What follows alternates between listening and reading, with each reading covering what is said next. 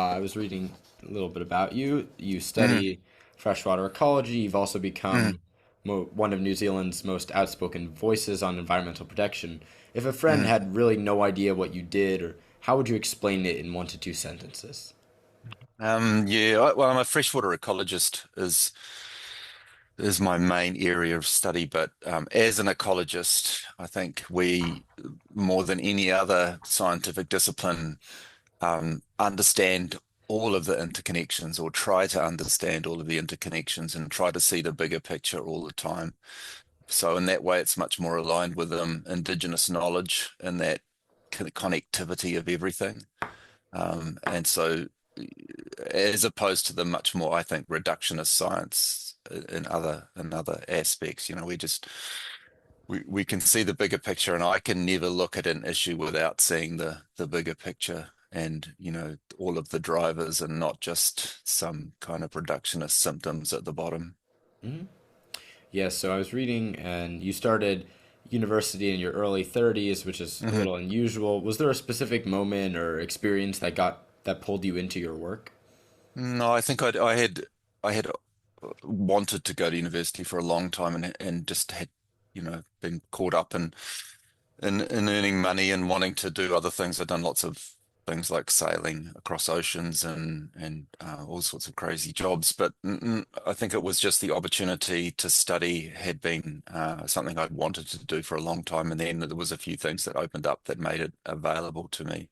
And then the direction that it took was the inspiration of my professors. It was different people that I worked with and studied under that then started to push me in the direction that I ended up. Yeah, so you spent a long time years documenting the decline in freshwater health in New hmm Zealand. For someone who hasn't really thought about it, what's actually happening to your rivers and what's driving it? Oh, it's clear. It's very clear what's happened. We've had intensified agriculture here. We're an agricultural nation. To give you an idea of just how much that is, more than half of our greenhouse gas emissions come from agriculture in this country. So mostly from methane, from ruminants. We are big time exporters of milk. We're the biggest exporter of milk in the world. I mean, many countries make more milk than us, but we have a small population and we export it. The thing with exporting milk, though, is that you have to dry it. A little bit gets moved around as cheese, and a few products like that, but mostly it's milk powder, so dried with mostly with coal and then exported around the world, where it becomes a junk food filler. It's a cheap protein to put into, like the Mars Corporation and Danone and companies like that buy most of the product, and it mostly ends up as kind of Mars bars and things like that. So not exactly feeding the world, which is what the industry claims, but that high intensity of industrial, what we call the cows are outside all the time, which sounds nice and environmentally friendly, but isn't, because we have very high stocking rates. The system is dependent on synthetic nitrogen fertilizer from fossil fuels, imported phosphate fertilizer, palm kernel. We're the biggest importer of palm kernel in the world. So palm kernel, the kind of byproduct of the palm oil industry, we feed our cattle with the kernel that's left over. So just the most if you tried to design an unsustainable food system, you couldn't do better than this when it comes to being utterly unsustainable. And so the nitrogen runs off the land or through the land via the cow urine and into our freshwater systems. And we have rivers in New Zealand that when I ranked, picked a whole lot of countries from around the world, got the data on the flux of nitrogen through their systems. We have a bunch of rivers in New Zealand that are higher than the Mississippi, which is considered by many to be the most nutrient polluted river in the world. But we have rivers with almost twice the nitrogen flux as the Mississippi. So yeah, we've taken this really young country that hasn't been colonized for long, and turned it into one of the worst showcases of, how to utterly fail the environment. Yeah, so you're a scientist who Mm. often criticizes the government and, rightly so, as I've heard. Mm. Has there been any kind of cost? How has it actually been like? What's your experience? Yes, there's definitely been cost. I've copped a lot of flack from government. Our Prime Minister on an international TV show was kind of hauled over the coals of based on an article that I'd written, and he responded by saying that, oh yes, but he's just a scientist, and scientists are like lawyers. You can always just go get another opinion. And, and that kind of riled everybody up in this country, and including lawyers. And of course he never did come up with the alternative. But that's kind of what the way politicians roll, right? And that led to a whole lot of death threats and that kind of thing for me.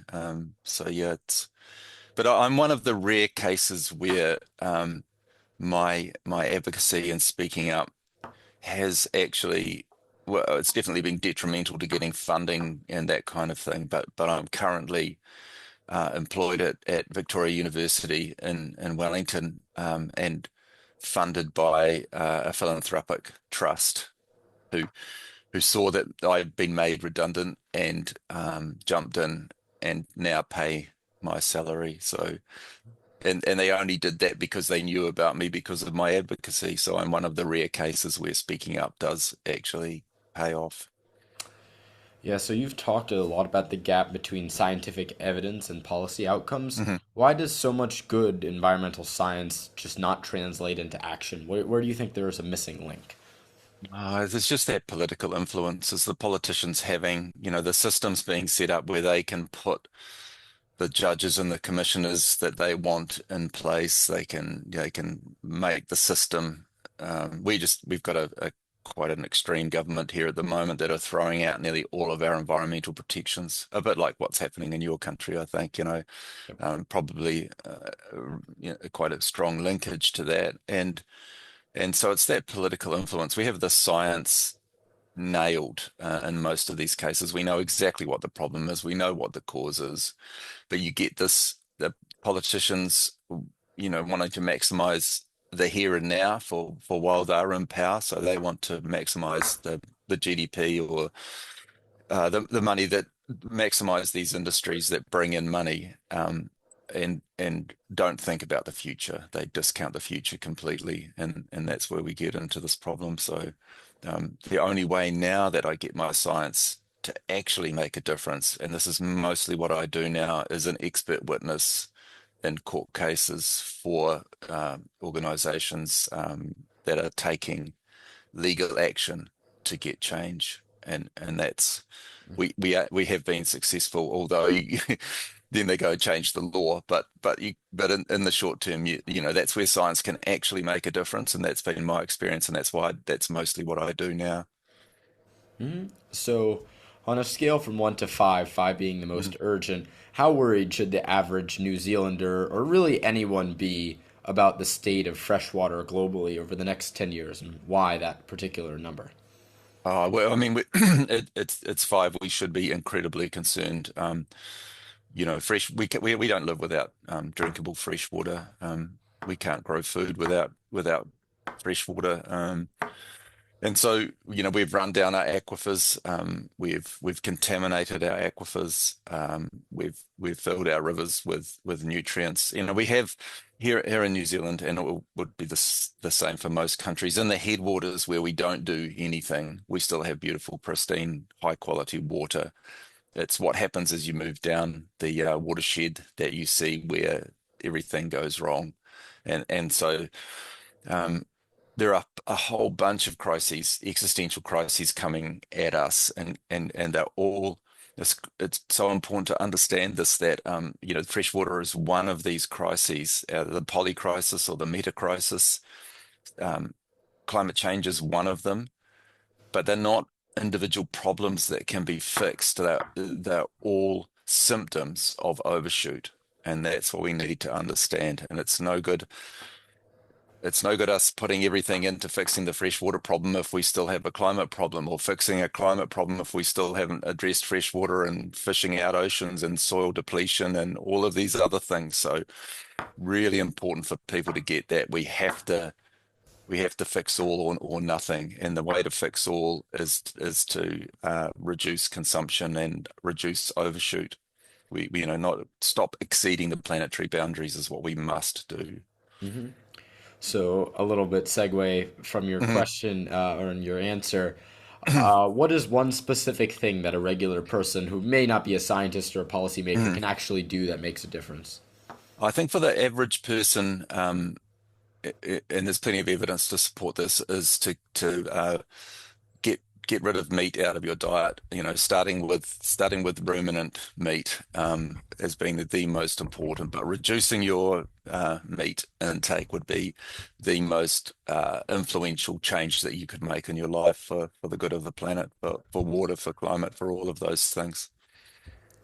Yeah, I mean, I've been pescatarian for a very, very long time, but Yeah, yeah, me too. yeah, I'm a bit older than you. I've been yeah, around. well, Yeah, yeah. long And it's not like it's relatively. some terrible thing, right? It's Yeah, yeah, it's, yeah. It's it's whatever. So yeah. who are two or three scientists that you think I should interview after you? Um, that's a tough one. S- some of them, some of the good ones have to hide behind pseudonyms because of the attacks that they get. So they blog or they write articles on Substack, and so I could give you the names of them. There's the Honest Sorcerer on Substack. I really recommend his work. He doesn't. I mean, I do know his name, but Nate Hagens, The Great Simplification. All the work that he does. I, just off the top of my head, it's hard to kind of think of somebody, but I do have a list of them that I could send to you. I just Yeah, can't that would think be of any right great. now. Yeah. Yeah, yeah. I'll do that later. Yeah, that's Mm, fine. mm, I got one more question. I always close with mm. this, and I think it's a very interesting question. I've gotten a lot of different responses, and it's that Okay. if every teenager on Earth were to hear one final sentence from you, what would it be? Um,